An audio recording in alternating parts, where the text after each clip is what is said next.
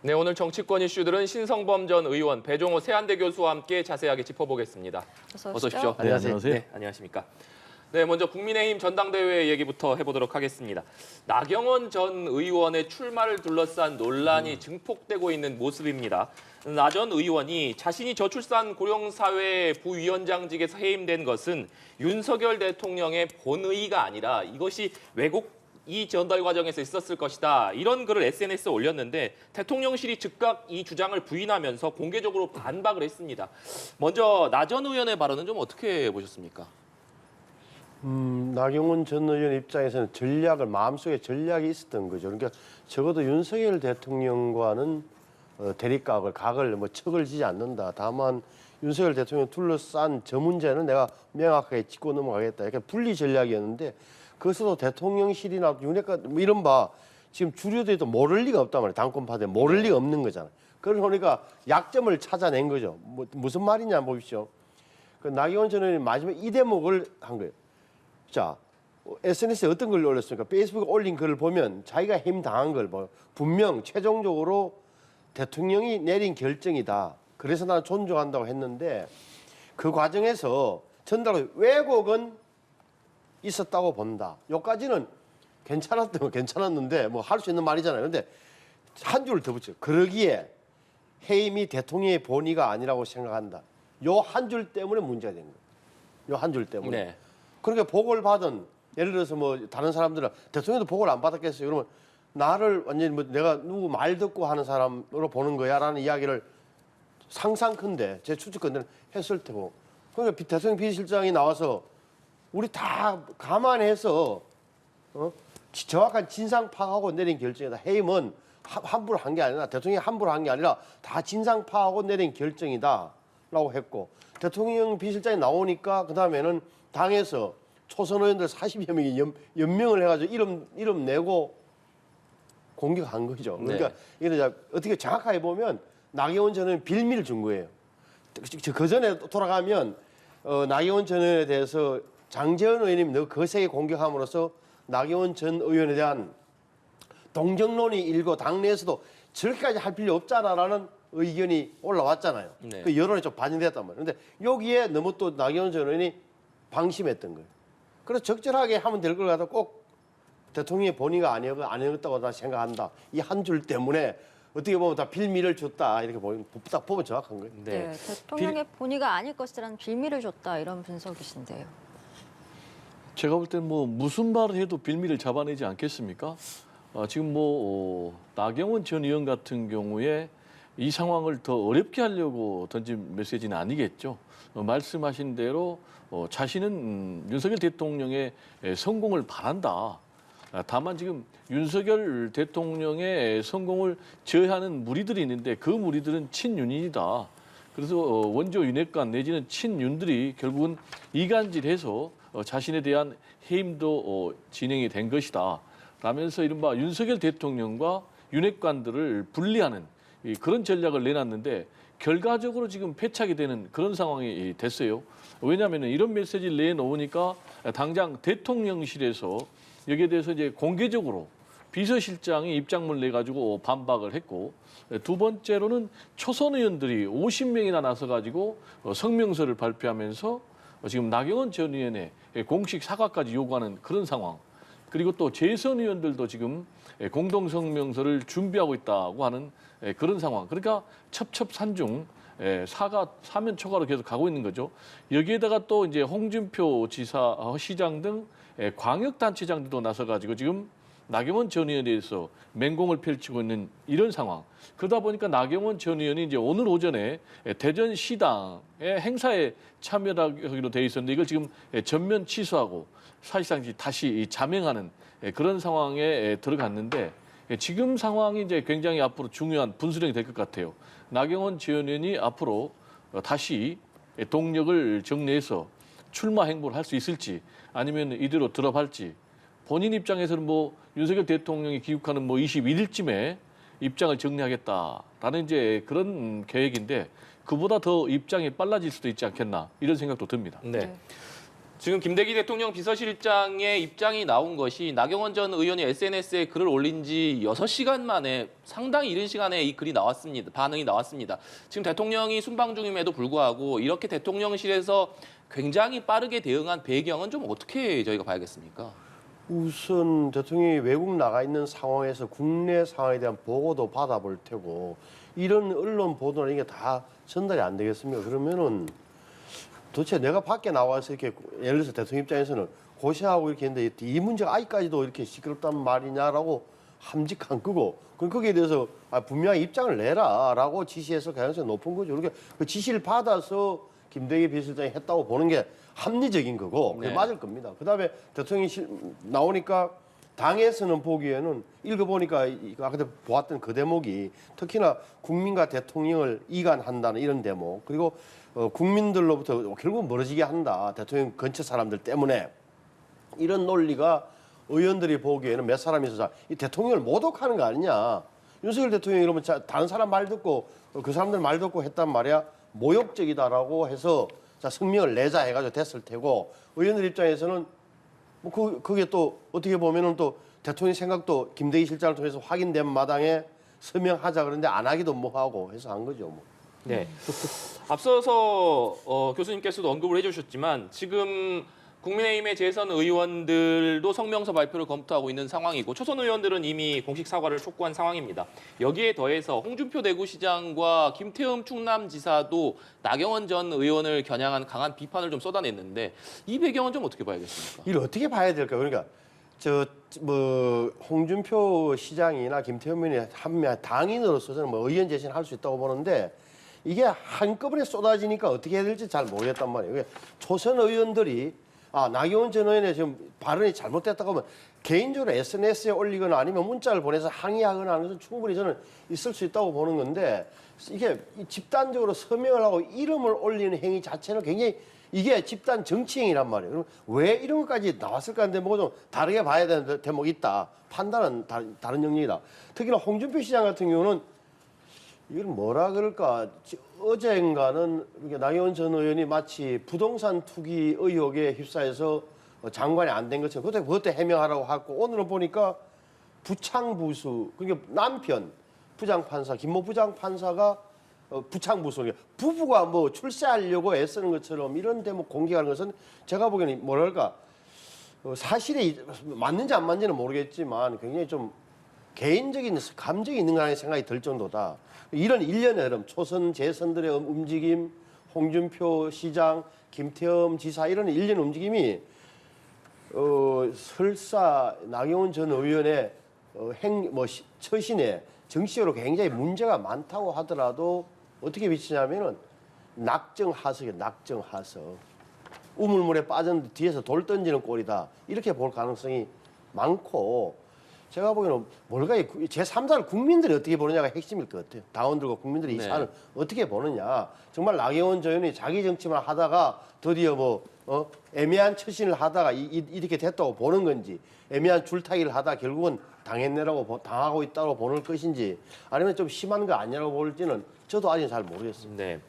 사실 나경원 전 의원이 전직 대통령 묘역을 참배하기도 했고 측근으로 꼽히는 박종희 전 의원이 출마 선언이 임박했다 이렇게 밝히면서 사실상 나경원 전 의원이 당대표에 출마하는 쪽에 무게가 실린 상황이었는데 어제 대통령실의 반응이 나온 이후에 분위기가 미묘하게 조금 바뀌는 것 같습니다. 나경원 전 의원이 오늘 행사에 참석하지 않고 잠행에 들어간 모습인데 결과적으로는 나경원 전 의원이 어떤 선택을 하리라고 좀 전망을 하십니까?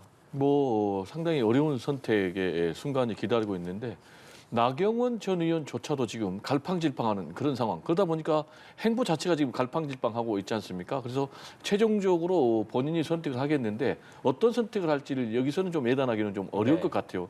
다만 지금 상황으로 보면은 동력이 과연 있겠는가라는 쪽에 좀 무게중심이 쏠리는 거죠. 이론적으로 보면은 나경원 전 의원이 여기서 주저앉게 되면 정치적 미래가 없다고 봐야 돼요. 왜냐하면 나경원 전 의원이 초선이라든지 평범한 정치인이 아니고 당대표 해가지고 앞으로 본인이 대권에 도전하겠다라는 그런 이제 중견 정치인인데 여기서 여러 가지 뭐 압박에 굴복할 경우에는 정치적 미래가 없다고 봐야 되겠죠. 그런 논리적인 분석에 따르면 당연히 출마를 하겠죠. 그렇지만 현실의 장벽은 너무나 높지 않습니까? 대통령실이 나서서 공개적으로 때리고 또 초선 의원들이 집단으로 50명이 때리고 또 재선 의원들도 또 때릴 준비를 하고 있고 또 뭐 광역자치단체도 때리고 있고 이런 상황. 여기에다가 지금 개인적인 족쇄들도 여러 가지가 있는 것으로 전해지고 있어요. 지금 홍준표 전 시장 같은 경우가 홍준표 대구시장 같은 경우가 직접적으로 거론했지만은 뭐 투기 비리 의혹을 제기를 했어요. 그렇기 때문에 그 문제를 가지고 장관 검증 과정에서 낙마했다라는 이제 설도 흘리고 있고 또 이제 본인의 배우자가 지금 이제 판사인데 대법관 설도 또 있기 때문에 여러 가지로 좀 나경원 전 의원이 선택하기 좀 어렵다. 결정적으로는 역시 이제 승산이 있어야 되는 건 아니겠습니까? 승산이 또 떨어지더라도 뭔가 정치적으로 얻을 게 있어야 되는데 지금 본인이 가장 믿었던 여론조사 동력도 지금 차질을 빚고 있는 이런 상황. 지금 최근에 판세가 바뀌어가지고 김기현 당권 주자가 압도적 1위로 지금 다시 부상되는 이런 상황이기 때문에 굉장히 어려운데 저는 이 문제는 이 문제대로 좀 얘기를 드리고 싶고 다만 지금 진행되고 있는 대통령실의 모습 그리고 또 국민의힘의 모습에 대해서는 국민들 입장에서는 굉장히 거북스럽다 이렇게 얘기를 좀 하고 싶어요. 왜냐하면 특정 당권 주자의 행보에 대해서 대통령실이 세 차례나 나서 가지고 공개적으로 입장을 표명하면서 질타하는 것이 과연 맞는지 특히 이제 대통령 비서실장이라고 하면은 대통령의 복심 아니겠습니까? 바로 대통령의 의중이라고 봐야 되는데 대통령 비서실장이 입장문 해가지고 특정 당권 주자를 공개적으로 질타한다? 그러면 윤석열 대통령이 주장하는 것이 자유민주주의 국가 아니겠습니까? 그러면 당대표 출마하는 그런 자유도 주지 못하는 이런 나라가 과연 정상적인 나라인가? 라는 그런 이제 의구심을 국민들 입장에서 가질 수밖에 없겠고 또 특정인에 대해서 초선 의원 50명이 때리고 또 광역자치단체장이 때리고 이런 걸 보면은 이거는 어떤 민주적인 정당이라고 할 수는 없는 거죠. 특정인에 대해서 뭐 집단으로 린치를 가하는데 이런 걸 보면 국민들 입장에서는 야 이게 과연 공당이야? 아니면 1인이 지배하는 사당이야? 혹시 조폭 정당 아니야? 이런 우려를 좀 가질 수밖에 없기 때문에 좀 이런 부분에 대해서는 좀 깊이 성찰을 했으면 좋겠습니다. 네, 나경원 전 의원이 당권 출마 여부를 밝히고 있지 않는 상황에서 국민의힘 지지층을 대상으로 한 당대표 적합도 조사 결과가 나왔습니다. 결과 보시면서 이야기하면 좋을 것 같은데 줄곧 선두했던 나경원 전 의원을 제치고 김기현 의원이 오차 범위 밖에서 1위를 차지했습니다. 나경원 전 의원에 대한 당심 지지도가 좀 하락세로 전환했다 이런 해석들이 나오고 있는데 역시 뭐 대통령실과 대립각을 세운 게 이 배경이라고 봐야 되겠습니까? 그렇죠. 그러니까 대통령의 생각이 대통령이 선호하는 대통령이 지지하는 후보가 예비 후보도 아닌데 어찌됐건 후보군이 누구라는 게 이제 김기현 의원이라는 게 나왔으니까 그 나경원 의원은 아니라고 분명히 나왔으니까 쏠리는 것은 지극히 당연하다. 당연하다는 것은 저 정도 올라가면 당연하다. 근데 오히려 남는 문제는 나경원 의원이 나오든 안 나오든 1차, 2차로 결선 투표까지 갈 수 있을까 하는 문제가 오히려 좀 남아있는 1차에서 끝날 수 있을까? 그리고 그 문제 하나 그건 별도로 이야기하고 앞세 나경원 씨가 어떤 결정을 할 것이냐. 지금 국면은 아주 냉정하게 이야기하면 나경원 씨 입장에서는 대표가 되느냐 안 되느냐가 국민이 아니에요. 정치 생명이 유지되느냐 끝나느냐 국면에 와 있어요. 정확하게 말하면 대표는 지금 제가 보기에는 거의 의미가 없는 상황이 됐다. 무슨 뜻이냐면은 이게 자 흔히 하는 말로 공격을 받아서 무너진다. 무너지는 것은 정치인으로서 굉장히 좀 아픈 대목인데 결정을 해야 될 거예요. 제가 뭐 어떤 결정을 해야 되느냐. 여기서 조금이라도 대표되는 것과 상관없이 자신의 정치적 비전을 보여주느냐 안 보여주느냐가 나경원 전 의원의 정치적 미래가 달린 거예요. 그래서 성부와 대표가 되고 안 되고는 전혀 상관없는 문제가 됐어요. 이미. 정치적 생명을 걸고 무엇으로 앞으로 정치를 할 것인가 내가 그 대목에서 판단을 해야 되는 지점에 도착했다. 그러려면 뭐가 되냐. 어려움은 뭐냐. 첫째는 캠프 구성이 안 되는 거예요. 캠프 구성이 안 되면 이성들은 포기하는 거야. 그렇진 않아요. 이준석의 사례도 있어서 캠프 없이 혼자 배낭 메고 다니면서 문자 하나 안 보내고 그것을 해낼 수 있느냐 나경원 전 의원이. 그게 핵심이란 말이에요. 지금 의원들이 한쪽으로 많이 간다고 해서 당원들이 다 따라가는 게 아니에요. 지금은. 그거는 전혀 다른 문제예요. 진짜 당원과 국민들 향해서 나경원이 뭐라고 이야기할 수 있느냐. 이 앞으로 나경원 전 의원의 정치 앞으로 정치를 규정하게 된 요소예요. 네. 네. 지금까지 나온 여론조사 결과들을 좀 보면 결국엔 당대표 경선이 김기현, 안철수 그리고 나경원 이렇게 지금 3파전으로 좀 정리가 되는 모습인데 결국에는 이런 상황에선 결선 투표제가 변수가 될 것이다 이런 예측들이 있습니다. 좀 어떻게 예상을 하십니까? 네, 말씀하신 대로 결선 투표 제도가 당초에 이제 친윤들의 계획은 어떠한 경우에도 친윤 후보를 당선시키겠다라는 이제 그런 계획에 따라서 100% 당원 투표제 플러스 말씀하신 이제 결선 투표제를 도입을 했는데 역설적으로 지금 결선 투표제가 오히려 스스로에게 함정이 될 가능성도 있다. 이게 무슨 얘기냐면 최근에 여론조사를 보면은 세 군데 여론조사에서 김기현 당권 주자가 압도적으로 1위로 올라갔어요. 뭐 한 20%포인트가 급상승했고 반면에 나경원 전 의원 같은 경우는 한 9%포인트가 추락하면서 이렇게 대역전이 펼쳐졌는데 문제는 지금 이 세 개 여론조사에서 김기현 당권 주자가 압도적으로 1위를 해도 보니까 한 34, 5% 정도 되거든요. 그럼 이제 반면에 나머지 이 비윤으로 분류할 수 있는 나경원 그리고 안철수, 유승민 세 주자들에 대해서 합산해 보니까 한 44%가 되거든요. 그러면은 김기현 당권 주자보다 한 10% 가까이 더 높은 이런 상황.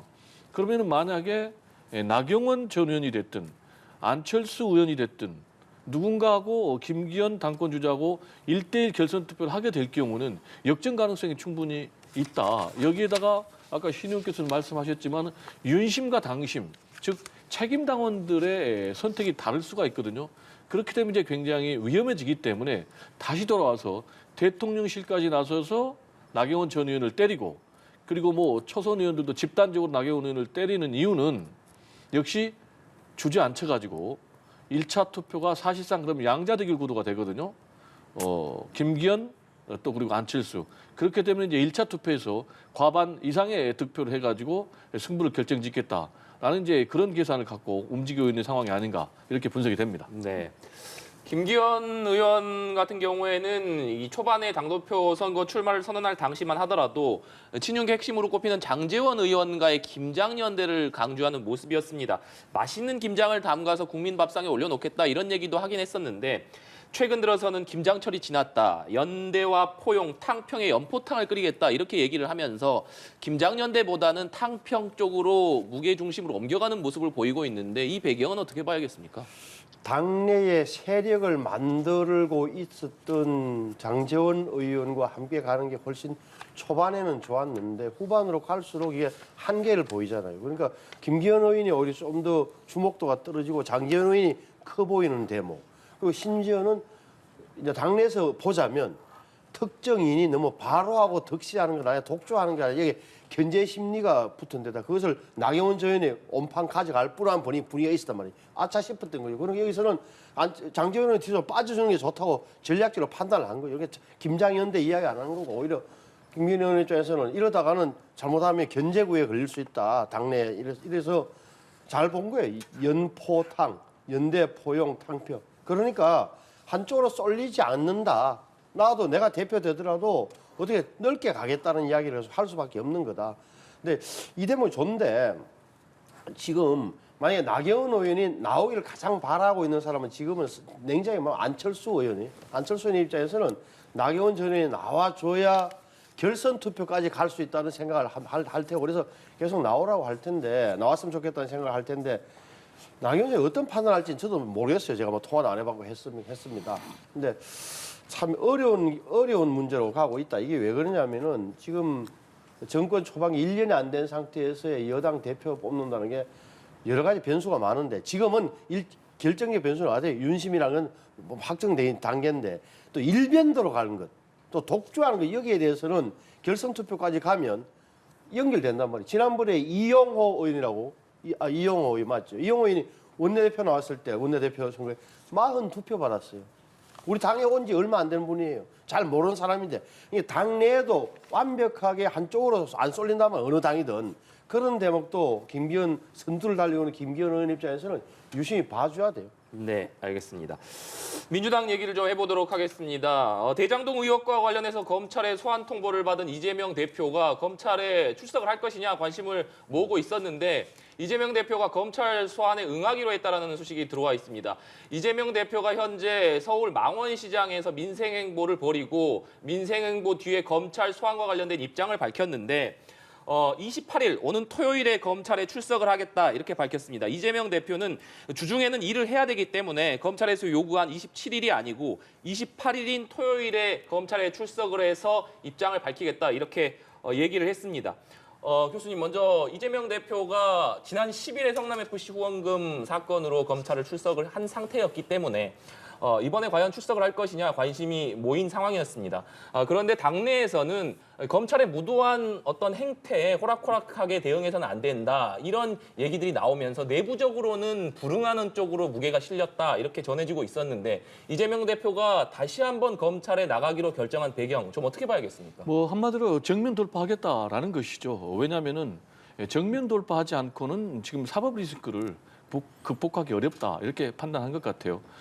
왜냐하면 계속해서 검찰은 전방위적 파상적인 공세를 하고 있는 상황에서 본인이 좀 회피한다라는 느낌을 줄 경우에는 당장 당내에서도 비명을 중심으로 문제제기가 있을 거고 국민들 입장에서 볼 때도 야 뭐가 있는 것 아니야? 라는 이제 그런 메시지를 주기 때문에 본인 입장에서는 기존에 밝힌 대로 당당하게 본인이 대처하겠다. 라는 이제 그런 선택을 한 것으로 보여지고요.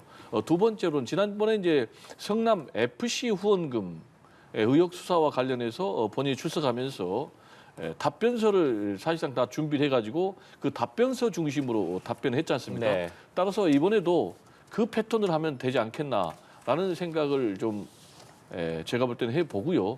다만 이제 말씀하신 대로 당내에서는 이제 계속 이건 이제 불응해야 되는 거 아니냐. 이유는 뻔히 검찰이 자신들의 각본대로 사실상 야당 탄압, 정적 죽이기, 악마화를 하고 있는 상황에서 이대로 끌려가는 것이 맞느냐라는 이제 그런 얘기가 있는 이런 상황인데 제가 볼 때는 이재명 대표 입장에서도 계속해서 본인이 정면 출석함으로 인해서 나름대로 명분을 쌓고 어느 시점에서는 이거는 더 이상 응할 수 없다. 일괄 조사를 해라라는 그런 요구로 입장이 좀 바뀔 가능성도 남아있다. 이렇게 전망이 됩니다. 네. 28일이면은 다다음 주잖아요. 이렇게 수사 끝나고 이제 유심 봐야 되겠어 이틀간 조사잖아요. 이번에 이틀간 조사하겠다. 검찰에서 이야기를 했으니까 28, 29 토요일부터 일요일까지 조사할 텐데 저 뭐 답변은 아마 또 정해져 있을 겁니다. 이재명 대표 입장에서는 쭉 해왔던 이야기가 있으니까 계속 뭐 부인하고 몰랐다, 밑에서 했다 이렇게 이야기를 할 텐데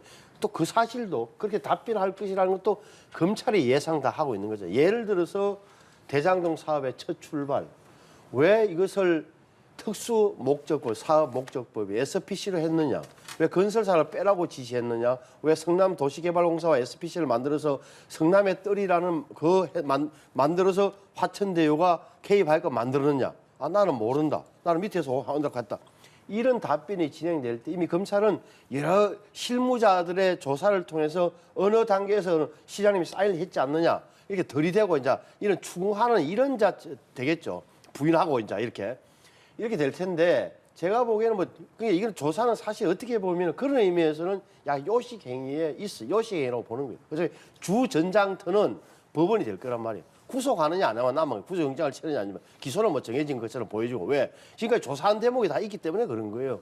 그러면 뭐 이틀 동안 조사하게 되면 뭔가 나올 텐데 뭐 이재명 대표 입장에서는 제가 볼 결정을 잘한 거다. 피해갈 수 없는 대목이에요. 저렇게 지금 본인도 알고 있으면서도 당의 의논을 하게끔 만들었던 거죠. 그게 나가자 말자 또 사진 찍히느냐 반대 의견도 나오고 하지만 내가 다 물어쓰고 내가 결단 내렸다. 28일 들어가겠다. 이런 모양새를 만든 거죠. 네.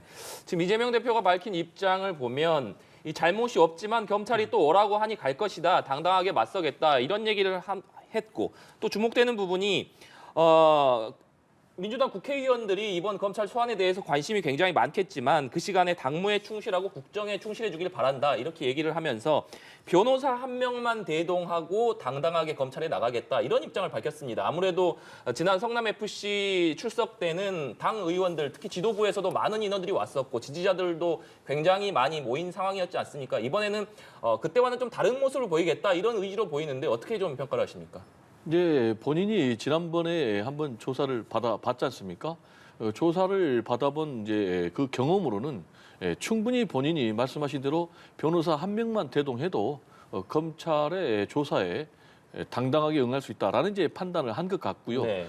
두 번째로는 지난번에는 뭐 물론 동원은 한 건 아니고 자발적으로 지지자들 또 당 소속 의원들이 대거 동행을 했지만 그런 부분이 또 한편에서는 뭐 저렇게 몰려다니느냐라는 그런 이제 문제 제기도 있었기 때문에 오히려 본인이 당당한 모습을 보여주기 위해서는 혼자 가는 것이 맞겠다라는 그런 이제 판단을 한 것으로 보여지고요.